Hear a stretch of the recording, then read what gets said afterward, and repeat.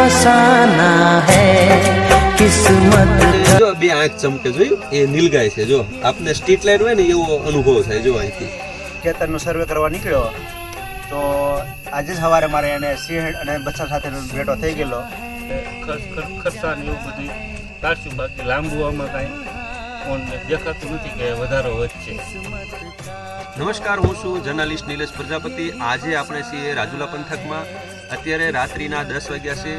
છેલ્લા 2 દિવસથી કમોસમી વરસાદના લીધે ખેડૂતોના પાકને ખૂબ બહોળા પ્રમાણમાં નુકસાન થયું છે। મગફળીના પાથરાઓ પલળી ગયા છે। એ અત્યારે નદી વાટે પસાર થઈ રહી છે મગફળી, અને ખેડૂતો એ રડી રહ્યા છે। આ સિવાય પણ કપાસના ઊભા પાક છે તેમને પણ ખૂબ નુકસાન થયું છે। તેમની ડાળીઓ ભાંગી ગઈ છે। એ વીણીના કપાસમાં પણ તેમના જે અંદર કપાસિયા હોય તે કપાસિયા પણ તે ઉગી ગયા છે। ખેડૂતોને ખૂબ જ પ્રમાણમાં હજારો નહીં પણ લાખો રૂપિયાનું નુકસાન થયું છે।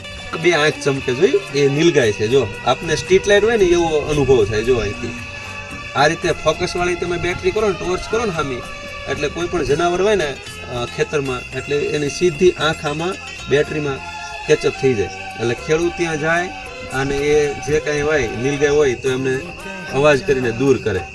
એક બાજુ વરસાદ ભારે થઈ ગયો છે, ખેડૂતોને સીપ પાક અને કપાસમાં બધી નુકસાન છે, અને આ બીજી બાજુ આ રીતે રાત્રિના સમયે ઉજાગરા કરી અને નીલગાય હોય કે અન્ય કોઈ શેઢાડી હોય કે પછી ડુક્કર હોય, ભૂંડ હોય, તેમનો ત્રાસ દૂર કરવા માટે રાત્રિ ઉજાગરા કરવા પડે। આ જો અત્યારે ત્યાં નીલગાય જો સ્થિર થઈ ગઈ છે।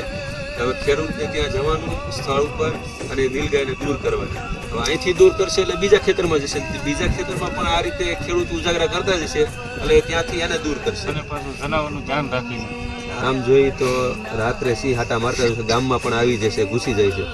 એટલે ખેડૂતોએ રાત્રિ જાગવાનું ખરું, પણ એ સિંહનું પણ એક ધ્યાન રાખવું પડે, ને તો ઓચિંતાનો કોઈ જનાવર એમને અડફેટે ચડી જાય। જોકે સિંહ નુકસાન નથી કરતો, સિંહ એ ખેડૂત મિત્ર કહેવામાં આવે છે। એટલે અત્યાર સુધીમાં બહુ જૂજ ક્યારેક જ એવો બનાવ ધ્યાનમાં આવતો હોય છે કે જેણે સિંહને ઓચિંતાનો એટેક કર્યો હોય। પરંતુ હા, એક વાત છે કે સિંહણ હોય, માદા જે હોય છે એમની સાથે જો બચ્ચા હોય તો બચ્ચાને લીધે એ સિંહણ સંચેડાય, એટલે ખેડૂતોએ થોડીક એની કાળજી રાખવી પડે। પરંતુ નર જે છે સિંહ એ ક્યારેય ખેડૂત ઉપર એટેક કરતો નથી, અને એ ખેડૂત મિત્ર પણ ગણવામાં આવે છે। આ જોઈ રહ્યા છો અત્યારે રાત્રિનો અંધકાર છે, ઠંડો પવન આવે છે, આકાશમાં વીજળી થઈ રહી છે, અને આવા સમયે ખેડૂતો અત્યારે ઉજાગરા કરી અને પોતાના પાકનું રક્ષણ કરી રહ્યા છે। રાજુલા તાલુકો મોટી ખેરાળી, હું જેસુભાઈ પ્રજાપતિ, સ્થાનિક ખેડૂત। અહીંયા ઘણીવાર સિંહ તો છે, વસવાટ છે, પણ ઘણીવાર આમને સામને પણ આવી જાય છે। આજે જ સવારે 2 દિવસથી વરસાદ હતો, આજ ખેતરનો સર્વે કરવા નીકળ્યો તો આજે જ સવારે મારે એને સિંહ અને બચ્ચા સાથેનો ભેટો થઈ ગયેલો, પણ સાવચેતીપૂર્વક હું એનાથી દૂર હટી અને મારા રસ્તા તરફ વી આવ્યો હતો। ડર રહે, બાકી એટેક હજી સુધીમાં કોઈ ઉપર કર્યો નથી। સાવચેતી આપણે રાખવી, અને ડર તો એને પણ હોય છે, આપણે પણ હોય છે।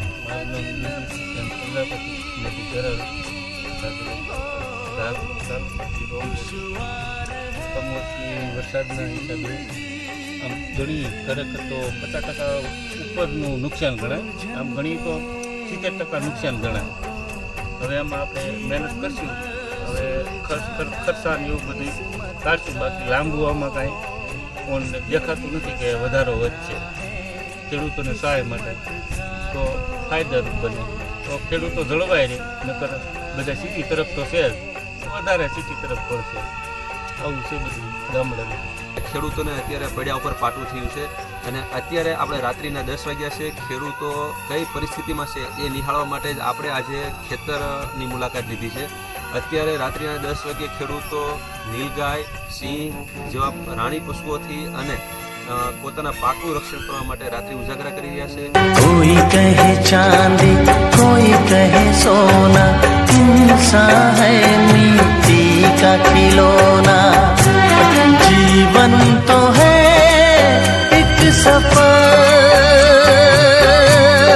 हो कब खत्म हो क्या खबर एक पल में यहाँ जीना है। પાણી તો ગણીએ તો વીઘે 30-35 હજાર રૂપિયાની નુકસાની છે. અત્યારે સારોલું થાય વીઘે 3000 અને 25 મણ માંડવી ઉતરી છે. એટલે નુકસાની તો છે જ, પણ એ ખેડૂત વેઠી કે બીજાનું કામ છે નુકસાની. આ તો હું છે આ માલિક